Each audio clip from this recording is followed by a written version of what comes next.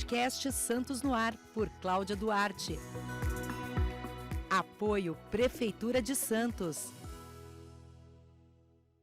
Olá, seja bem-vindo ao Santos no Ar, o podcast que tem o objetivo de valorizar o empreendedor de Santos e também servir de inspiração para quem sonha em empreender. Eu sou a Cláudia Duarte, jornalista, e o podcast Santos no Ar tem apoio da Prefeitura Municipal de Santos. Hoje eu estou aqui com dois empresários, dois empreendedores, amigos queridos. Tudo bom, Rafa? Tudo bem, Gustavo? Sejam bem-vindos. Obrigado, tudo bom, Cláudia? Tudo bem, Cláudia? Prazer, primeiramente, obrigado. Agradecer aí a oportunidade de a gente estar podendo falar um pouquinho e grande prazer em conversar esse bate-papo contigo. Rafa, você agora fez uma transição aí na sua forma de trabalhar, né? Eu quero que você me conte um pouco sobre a sua fase atual. Você teve uma loja de carro e agora tem um trabalho inovador aí nessa área de comércio de veículos. Conta um pouco pra gente como é que foi. Na verdade, Cláudia, eu abri minha empresa em 2016. Eu fui o primeiro da Baixada Santista a trabalhar no vertical. Então, a gente vendia carro no 20º andar. Quando eu comecei isso, falaram não que tinha uma loja normal no térreo como é convencional, né? Falaram que eu era louco, que eu tava... Que aí eu tinha, agora ele ficou louco de vez. Quem vai subir no 20º andar para comprar carro e tal? E dava muito certo. Até chegar a pandemia, que para muita gente foi algo que deu uma impulsionada. Para o meu negócio, deu uma travada. Porque eu estava na internet praticamente não sozinho, mas com muito pouca concorrência. E a partir desse momento foi todo mundo para a internet. E aí eu tive que ir para a loja de rua. Por quê? Aconteceu muitos golpes nesse mercado, então assim, eu comecei a ter que vender o meu negócio muito mais, com mais esforço, porque a galera falava assim, cara, eu não vou no 20º andar, porque é golpe, porque com a pandemia todo mundo na internet, então surgiu mais golpes. E aí eu falei, vou ter que abrir uma loja de rua. E aí a gente foi pro convencional, abriu lojas, né, chegou a ter 5 pontos de vendas, né, trabalhando, só que começou, aí foi todo mundo de volta para lá, e cara, uma loja de rua hoje é bacana, mas eu venho de concessionária, né? Eu trabalhei muito tempo em concessionários aqui da região, fui diretor de montadora e é um pouco diferente o atendimento ao público e eu gosto de trabalhar dentro de um atendimento personalizado. Então hoje eu voltei de novo para o vertical, continuo no 20º andar e atendendo de acordo com a necessidade do cliente. Então hoje, né, a gente tem um rótulo aí de personal car, que eu comecei isso em 2016 porque a gente trabalha assim de acordo com a necessidade do cliente. Tudo é uma venda. Mas nem sempre a venda é igual para todos. Às vezes a pessoa quer um segundo carro, às vezes a pessoa quer um carro para o filho, às vezes a pessoa quer um carro para trabalho. Então a gente precisa entender a necessidade do cliente e colocar ele, né, direcionar ele, na verdade, para o melhor produto que ele procura. E isso não custa mais caro. Na verdade, isso é só um atendimento mais personalizado. A gente tem os carros que ficam dentro do pavimento do prédio, só que a gente atende com horário agendado, atende com aquele cliente marcado naquele horário, então assim evita também de o cliente às vezes vir e não ser atendido. Então muitos clientes hoje reclamam do nosso atendimento na Baixada Santista, não só em carro, mas em qualquer segmento, que não tem aquele atendimento legal. Então não, eu atendo ele, tem uma equipe que eu tô sempre junto, então a gente acaba tendo esse atendimento um pouco diferenciado. Muito bem. Gustavo Amorim, você é advogado e tem uma empresa, quero que você explique um pouco sobre a sua empresa. Você trabalha com a questão da isenção, né, do imposto de renda, pessoas com doenças. Explica pra gente, como é que foi que você ingressou nessa área? Cláudia, eu sou contador também, né, e eu sou uma família tradicional de contadores aqui de Santos. O escritório de contabilidade tem mais de 60 anos. Olha só. Então, só ali dentro, eu comecei com 9 anos, estou com 39, então são 30 anos dentro do meu escritório. E o que você fazia com 9 anos? Eu comecei a catar papel, tirar xerox, tomava uns tapas. É isso que a gente fazia. Ia levar documento, já ambientando já estava no ambiente de trabalho, exatamente. Então, meu pai é contador, minha mãe contadora, meu irmão mais velho contador, meu irmão mais novo contador, eu contador, e depois eu fui para a faculdade de Direito também e abri um escritório de advocacia. E depois do escritório de advocacia, todo mês, na época, todo ano, na verdade, na época do imposto de renda, eu verificava que tinha muita gente, muito idoso, que teve uma doença grave e que estava pagando imposto e não sabia. Porque essa informação é pouco divulgada pelo governo, porque não tem interesse disso. Então a gente decidiu abrir uma empresa só para tratar desses casos, fazer isenção de imposto de renda para quem é portador de doença grave, que é aposentado ou pensionista. Então sobre essa renda eles não têm que pagar imposto de renda, a gente traz o dinheiro de volta e faz com que ele pare de pagar daqui para frente. Só nesse ano agora de 2024 já tem quase 3 milhões de tributos aí devolvido para os contribuintes. Muito justo. Agora, Vocês dois, você trabalha, né, de uma forma personalizada dentro de um escritório, né, de um prédio corporativo. Você também tem esse seu trabalho bem personalizado. Como é que vocês fazem? Eu quero saber dos dois. Como vocês fazem para o cliente chegar até vocês? Como é que vocês chamam o cliente? Assim, vou começar por mim aqui. Na verdade, eu trabalho com carro desde 2004. Então, assim, a Baixada Santista é uma cidade grande, mas ao mesmo tempo pequena, onde todo mundo se conhece. E esse mercado, hoje eu transito aí bem tranquilo e a galera me conhece. Então, já vem isso. Mas eu acho que hoje as redes sociais não tem jeito, né? Hoje Instagram aí, a galera fica, acho que a maior parte do tempo dentro de um celular olhando, então você precisa colocar. Claro que hoje uma loja de carro não só tem uma nem duas, então são várias no mesmo nisso. Às vezes a pessoa acaba passando direto ali, subindo a timeline porque não aguenta mais ver isso, mas eu acho que hoje, por ser da Baixada Santista, uma cidade bairrista, a gente sabe que aqui, quando a pessoa é daqui, tem um pouco mais de credibilidade, a galera conhece, então eu acho que hoje a galera vem muito pelas redes sociais e pela indicação do dia a dia aqui. E você? Eu trabalho muito com rádio, né? Então, na rádio a gente tem comercial, a gente tem comercial também no Facebook, que o meu público são os idosos, né? Sim, sim. Então, a gente tem no Facebook, Google, e temos algumas parcerias que a gente faz com médicos, por exemplo, o cardiologista, né? Porque muitos os pacientes deles são possíveis clientes nossos, né? Cardiologista, oncologista, associações de aposentado. Então, a gente tem bastante parceria que faz essa divulgação e o próprio boca a boca, né? Quando o cliente nosso consegue ver o nosso trabalho, porque a gente não entra com processo judicial. É um trabalho diferente, a gente faz tudo via administrativo. Porque o processo judicial ele é muito moroso. E na via administrativa a gente está tendo uma média de 3 meses, assim, já começa a vir os resultados. Processo administrativo, um processo judicial é cerca de 5, 8 anos para o contribuinte receber esse dinheiro de volta. E, Gustavo, as pessoas com doenças, depois você me fala um pouco de quais doenças, né, que essas pessoas têm esse direito de fazer isso, mas, por exemplo, um paciente oncológico, né, ele não sabe que não é só isso, né, ele tem vários outros direitos, né, e as pessoas às vezes só ficam, né, com a parte pesada da doença, que, claro, ninguém quer usufruir desses direitos, mas já que a pessoa está nessa condição, ela tem que se beneficiar disso, que foi uma conquista, né, para elas. Exatamente, Cláudia. Na verdade, da nossa empresa, né, na nossa missão está exatamente isso, trazer um acalanto financeiro para alguém que passou uma situação delicada na questão de saúde. Infelizmente, a gente não pode, né, dar saúde para ninguém, mas a gente consegue trazer esse acalanto. E, Cláudia, você tocou num ponto, principalmente no caso do câncer, né? Tem muita gente que teve o câncer e tem o seu benefício negado, tá?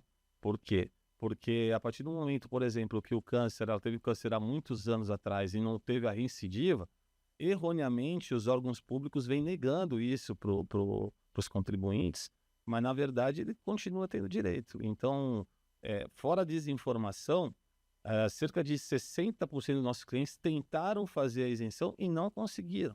Mesmo que a pessoa esteja curada, ela tem o direito ainda? Na verdade, no caso do câncer, a gente não pode falar que ela está curada, ela fica no estado de sobrevida. Sim, sim. Só que para muitos órgãos públicos, né, fontes pagadoras e própria Receita Federal, eles ainda acabam atropelando isso. E a legislação não fala isso. A legislação não fala que está curado, não fala em cura, fala em diagnóstico de doença. Uhum. Então, pela desinformação, falta de informação, na verdade, de mostrar para o contribuinte que ele tem esse direito. E não é só esse, tem vários outros direitos também. Uhum. E também pela desinformação dos próprios agentes públicos que acabam negando quando a pessoa tem direito. Entendi. Demais. Depois você me fala sobre as doenças. Que doenças que as pessoas têm de maneira geral? Doenças neurológicas, psiquiátricas, algumas degenerativas? Alienação mental, tá? Parkinson, Alzheimer, cardiopatia grave, câncer, cegueira, mesmo que seja monocular, aí paralisia irreversível, nefropatia, tem uma série de doenças. E o interessante da nossa empresa é o seguinte, a gente uniu médicos, peritos, contador e advogado. Por quê? Como a gente trabalha no êxito, eu preciso fazer uma análise anterior para saber se eu vou pegar aquele processo para fazer ou não. Então, muitas vezes, o contribuinte, eu tive um monte de doença, mas eu não sei se dá direito. É só mandar uma documentação, faz uma análise prévia, isso tudo não tem custo algum, e a gente consegue verificar, olha, você tem o direito. E isso é muito burocrático, demora para acontecer ou não? Não. Existem algumas fontes pagadoras, por exemplo, o INSS é uma delas, que acabam demorando, só que tem ferramentas legais que você consegue cutucar o órgão e falar assim, olha, você tem 90 dias para me dar essa resposta. Às vezes eles ficam 1 ano. Se você não cutuca, fica lá. Entendi. Então, existe essa morosidade, mas na média, em 90 dias, o contribuinte já está tendo as respostas, os resultados, ou já recebe a restituição de algum ano, ou a fonte pagadora também já reconhece a isenção dele. Rafa, muito bem. Perfeito. Legal isso, né? É muito legal. Não, e assim, até pegando o gancho dele, é que ele trabalha no êxito. Então, da mesma forma que para a pessoa é interessante, também para você é interessante dar essa cutucada, né? Como você falou, porque se é no êxito, Exatamente. ambos querem que a coisa aconteça. E Né? a gente está com 100% de aproveitamento porque faz exatamente essa análise, né? Interior, Prestação de faz análise anterior, É né? o Corinthians, sempre brincadeira. Rafa, você é um jovem empreendedor, né? Ganhei o dia quando eu cheguei. E já teve essa. Você já tem uma experiência, né? Agora, você convive, você tem medo de fracassar? Como que você lida? Porque o empreendedor é solitário, né? A gente aprende isso, né? Que o empreendedor é uma pessoa solitária, ele tem os colaboradores, enfim. Mas como você trabalha com isso? Até que ponto você arrisca? Sim. Assim, falar que a gente não tem medo, eu acho que todo mundo, né? Acho que a palavra medo não seria, mas aquele receio de não poder errar.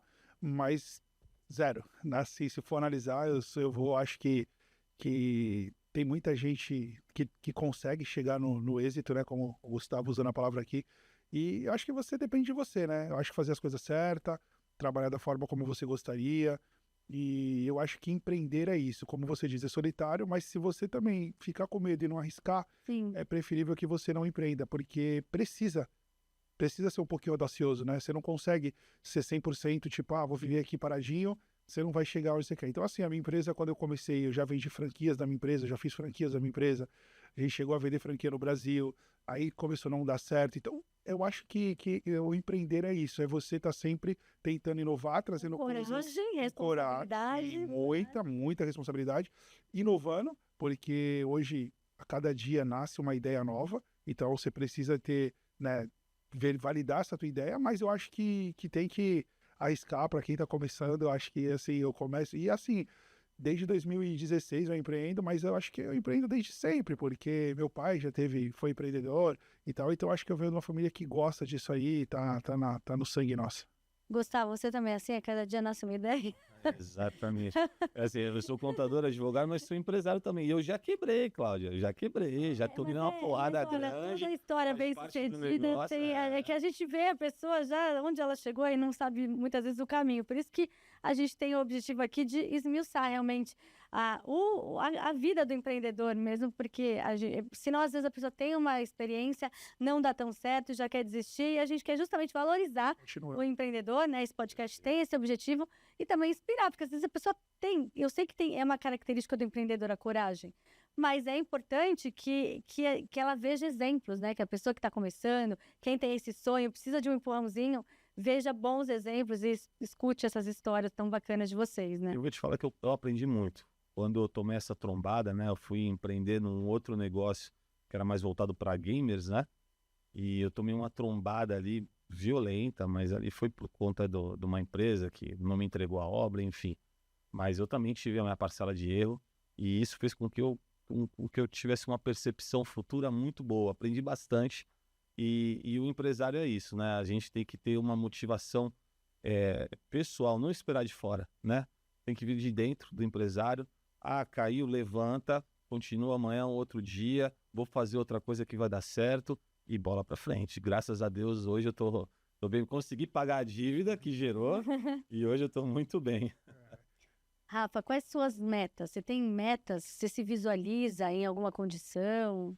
Sim, eu acho que a meta, a gente busca sempre, eu falo que a hora que eu chego na minha meta duplica, eu não consigo ficar parado. De verdade, quando eu falo com a minha esposa, ela fala, mas tu não queria isso? Eu falo, queria, já não quero mais, agora já cheguei. Mas assim, eu acho que hoje eu quero continuar atendendo essa galera de carro. Eu acho que o vendedor de carro, o dono de loja de carro que tá vendo a gente aí, sabe o quanto é difícil, Porque o vendedor de carro, ele é meio taxado de enrolão, ele é meio taxado de, ele tá fazendo alguma coisa errada, tá ganhando por causa, né, do mercado, como foi lá atrás. Hoje não tem, principalmente na nossa cidade aqui, tem bastante, a maioria das lojas, né, boas e lojas idôneas. Tem muita concorrência. Muita concorrência, mas são todas lojas boas, onde você pode comprar mais tranquilo, diferente do mercado lá atrás. E o que eu vejo é assim, Cláudia, é chegar, continuar fazendo esse trabalho de atender pessoas, eu acho que, na verdade, não é, eu mudaria, acho que meta, mas sim para um propósito. Eu acho que você vender carro é sonho. Tem pessoas que às vezes ficam aí anos guardando um dinheiro e tal para poder comprar. Então, acho que a hora que você consegue realizar, participar desse sonho com a pessoa, né? E fora isso, hoje eu venho também na parte de treinamento para lojas. Para lojista vai ter um agora, né? Em breve. Então, assim, a gente também vem porque a gente consegue entender qual é o mercado, o que está acontecendo e como que a gente pode ajudar, principalmente essas novas lojas, né? E até as mais antigas, porque muda a todo momento, a internet está aí para isso, e se a gente ficar parado, passa por cima. Sim, mas até que a concorrência é até saudável, né? Porque a gente vai aprimorando cada vez mais. Você é Isente, né? Isente R, esse é o nome da empresa. Na sua empresa, você tem alguma dificuldade de contratação? Porque tem muita gente que fala aqui que a equipe é um desafio também. Concordo. Então, quero que você fale depois também, Rafa, sobre isso. Cláudia, sempre né? Mas existem ferramentas que a gente vai aprendendo ao longo, né, da experiência como empresários. Existem ferramentas que a gente consegue traçar um perfil de um colaborador e diminuir nosso índice de erro. Não estou dizendo que não vai acontecer, mas você pode prever certas situações. Então, através de cursos, né, que a gente faz por aí, de empresários e tal, me ajudou bastante, principalmente com relação à contratação. A gente tem que, o meu trabalho é muito específico, então eu demando um tempo de treinamento, mas existem perfil de pessoas que você deve colocar em cada segmento, né? De repente, uma pessoa mais introvertida, não adianta eu colocar ela para um segmento de vendas que vai lidar com bastante público e tal, porque não é o perfil daquela pessoa. Então ela vai gastar muita energia para fazer aquele tipo de atividade. E a gente, como empresário, a gente precisa ter essa capacidade de encaixar as pecinhas nos lugares certos. É verdade, a gente não pode pedir o que a pessoa não pode dar. Então a gente tem que ter esse discernimento para ver até quando e onde você pode colocar cada funcionário. Você também tem essa dificuldade, Rafa? Eu, aproveitando assim um gancho do Gustavo, eu acho que é bem isso. Eu acho que muitas das vezes a gente cria uma expectativa muito maior na pessoa do que ela mesma tem nela. E às vezes a gente direciona a pessoa para uma função que ela não gosta de fazer. E quando a gente fala de vendedor, e principalmente vendedor de carro, às vezes até dói. O cara fala, quer saber, eu não tenho muito o que fazer, eu vou entrar para vender carro. E vendedor de carro é uma profissão, né? E as pessoas às vezes falam, cara, eu não tô achando emprego, eu vou vender carro. Cara, não faz isso. Cara. Isso daí é verdade. Não faz isso, vender carro é uma coisa séria, né? Só que é uma rentabilidade boa, né? Eu falo porque, como eu trabalho com carro desde 2004, já ganhei muito dinheiro em concessionárias trabalhando como vendedor. É algo que você precisa exercer com personalidade, com responsabilidade. Só que assim, hoje a contratação, eu vou falar pelo meu segmento, né? Os outros segmentos, acredito que quando a gente conversa com empresários assim, empreendedores, está todo mundo reclamando. Mas, infelizmente, a carga horária hoje é puxada para vendedor. Então, assim, às vezes as pessoas... e eu também não estou discordando delas, não. Às vezes não está vendendo, aí começa a não querer vir trabalhar, aí começa isso. Então, a mão de obra, eu acho que, num geral, está bem difícil. E as boas mãos de obra estão virando os empreendedores. Então, eu acho que é isso. Aquela coisa de você treina, quando a pessoa está pronta, ela vai abrir um negócio próprio. Eu vou te falar que assim, eu estava falando isso hoje com uma pessoa que tem um salão, né? Uma barbearia. O que acontece? Eu acho que quando a pessoa sai para abrir o negócio dela, cara, eu acho super legal. Bacana. Porque eu acho que ela quer voar. O problema é que às vezes ela sai por causa, às vezes, de R$50 a mais e tudo que você explicou, ela vai para outro lugar e aí para piorar, tudo que você faz e teus clientes ela leva. Tudo bem, é um risco que a gente corre. E eu acho que a gente tem que estar pronto para absorver isso de uma forma natural. Mas que é complicado porque, cara, a mão de obra hoje, se você pega uma pessoa já no mercado, ela vai lá dentro com muitos vícios e aí você fala, cara, não é o jeito que eu quero. E quando você pega para ensinar, muitas vezes as pessoas vão para uma outra empresa e justo aquela empresa que não pegou aquela pessoa porque ela não deu uma oportunidade, porque ela não tinha experiência, e a gente acabou fazendo a experiência dela para ir para aquela empresa. É verdade. Principalmente no ramo automotivo é muito isso. Tem lojas que não contratam vendedores inexperientes, ele espera ficar experiente na loja do amigo e depois ele vai lá e faz uma proposta e infelizmente acaba acontecendo. Então a mão de obra, acho que no geral, quando a gente fala de varejo, principalmente comércio, vendas, é bem complicado. É assim, a fila anda, né, Rafa? A gente tem que estar preparado, né? Os empreendedores tem que estar preparado. E essa questão da paixão é importante, que a pessoa esteja apaixonada pelo trabalho. Porque a questão de excesso de carga horária, de fim de semana, isso acontece no jornalismo também. Quantos finais de semana eu já trabalhei? Natal, Carnaval, então medicina também. Então, todas as áreas requerem conhecimento, dedicação, disponibilidade. Né, Gustavo? Você também pensa assim? Você tocou nesse ponto, essa parte da paixão, né? Bom, os meus avós faleceram, né? E o meu público, por ser um público muito específico, né? Eu trato com idosos, eles chegam no escritório, assim, eles são muito carentes. Né? E essa parte humana é muito gratificante. Claro, eu tenho uma remuneração financeira, mas a parte humana que fica nessa tratativa, ela é muito gratificante. Você trabalha com paixão, porque muitas vezes senta um idoso e a gente fica batendo papo de 1 hora, 1 hora e meia, que ele conta da história dele. Até porque ele normalmente está aposentado, já não tem... Os filhos já saíram de casa, não tem ninguém para conversar.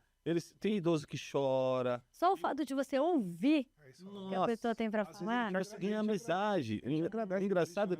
Você ganha convite, não, vem aqui, ó, nós vamos fazer um café, eu e minha esposa, vem em casa, garrafinha de vinho, garrafa de uísque, e sai para aniversário de casamento, chocolate. Nossa, assim, o trabalho, nós somos bem remunerados, mas essa parte da amizade que acaba ficando, que você acaba criando, pelo simples fato de você sentar e ouvir. Mas eu acho que muito bom. É muita humanização, né? Eu acho que tá perdendo isso, né? As pessoas, elas estão conversando com o robô o tempo inteiro, e eu acho que essa parte que você tá falando, eu acho que é muito legal, e a galera, a pessoa te agradece por você ter só escutado ela, né? E eu acho que hoje as pessoas não estão querendo falar com mais ninguém, né? Se você liga pra uma pessoa, você tem dificuldade, a pessoa tem coragem de colocar assim, não, manda aqui no WhatsApp. Então, tipo assim, ninguém mais quer falar. Se tu mandar um áudio de 2 minutos, o cara fala, tá louco? Não vou. E aí, telefone, as pessoas já nem querem atender mais. Muito tá mudando. Agora com o WhatsApp. Agora, essa questão de sustentabilidade e também essa questão social, né? É importante para uma empresa, para a saúde de uma empresa? Com certeza. Eu acho que é totalmente importante porque eu acho que é isso que mostra os valores, né? Sim, e associar a marca a um ato social ou a uma sustentabilidade, a uma questão que envolve sustentabilidade, acho que até dá um crédito maior, né? Eu vejo que eu acho que é um propósito da empresa. Eu acho que você vê que quando a empresa está se preocupando com isso, significa que ela tem outros valores e que ela se preocupa com mais coisas além disso. Mas eu acho que tudo hoje precisa entender a fundo se se a empresa está fazendo só para ter um nome ou se ela está fazendo realmente por gostar. Muita gente hoje vive de aparências, de querer fazer só para falar que está fazendo e tal. E eu acho que aí não é legal. Mas quando você faz de verdade, eu acho que é extremamente importante. Gustavo, você tem facilidade para delegar ou você centraliza? Olha, depois de cursos, tudo é questão de cursos, exatamente. No começo eu tinha, mas assim, te dá um alívio tão grande quando você consegue fazer isso, porque o empresário, quando ele passa a entender que a hora dele dentro do operacional é muito cara para a empresa, porque ele tinha que estar fazendo outras coisas, ele começa a perceber que esse negócio de centralizar não vale tanto a pena. Sim. Então, assim, ele tinha que estar numa parte mais estratégica, numa parte de projeção da empresa dele e passar o operacional para pessoas que foram capacitadas para que isso. Hoje, por exemplo, na minha empresa, se eu quiser ficar 1 mês fora, a empresa funciona. Mas é esse o objetivo mesmo, A empresa né? funciona. As vendas saem, o operacional sai, as isenções saem, restituição, recebimento, todo mundo recebe, fica tudo bonitinho. E mesmo eu não estou no escritório, graças a Deus. Mas demorou isso mais ou menos 1 ano para eu conseguir ajustar todos os processos para que isso possa ter acontecido. E ter confiança também, acho, né? E ter confiança, claro, ter confiança. Você delega, Rafa? Hoje sim. Eu acho que às vezes a gente tem um pouco de delegar e de largar, né? Mas eu acho que delegar eu aprendi. Mas eu sempre fui muito centralizador. Eu era um cara que eu achava que se a venda não saiu é porque eu não estava. E porque eu tinha que estar ali para acontecer. E eu acho que a parte comercial é muito isso. Mas hoje a gente consegue entender que cada um tem seu jeito, cada um tem seu tempo, cada um tem sua forma de atender. O importante é o êxito, é o resultado. Então, se você estiver fazendo da forma certa, mas não posso mentir para você que é um pouco difícil. O empresário tem que trabalhar muito com o ego nesse É muito difícil. porque isso aconteceu comigo. Eu achava que não, o cara sentou aqui, eu vou conseguir, né, mostrar para ele tudo que a empresa traz e vai ser fácil fechar um contrato. Até que eu vi uma funcionária minha fazendo isso com muito mais facilidade. Eu falei, acho que está na hora de eu sair disso aqui, deixa ela fazer, ela faz melhor do que eu, não tem problema nenhum. Porque essa parte operacional é o aprendizado. Você ensina tal. E aí você tem que estar tendo boas ideias, você tem que estar preocupado com outros setores, até com o crescimento da própria empresa. Você, Rafa, eu vejo que você sempre se preocupa com essa questão do treinamento, também dessa questão de organizar eventos. Eu acho que capacitar pessoas sempre é bom. Eu, de um tempo para cá, eu acredito que virou um propósito meu, assim, de a gente poder passar o nosso conhecimento para as outras pessoas do que a gente tem. E eu acho que quando você faz um evento, um treinamento e que você tem uma finalidade para isso, eu acho que é importante porque você leva o conhecimento para a pessoa e continua levando o seu nome dentro da sociedade. Eu sempre termino, tá acabando o nosso tempo já, Rápido, né? né?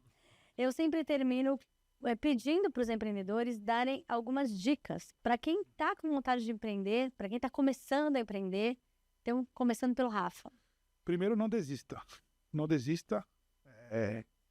Acho que também cuidado para quem você escuta, né? Muita gente, às vezes, não é que ele quer seu mal, né? Porque a gente tem mania de falar, não, porque o fulano falou isso que quer meu mal. Não é. É que ele não tem a coragem. E aí ele fala por ele. Então, acho que você tem que pensar por você, não desistir, cuidado com o que você escuta para não te desanimar.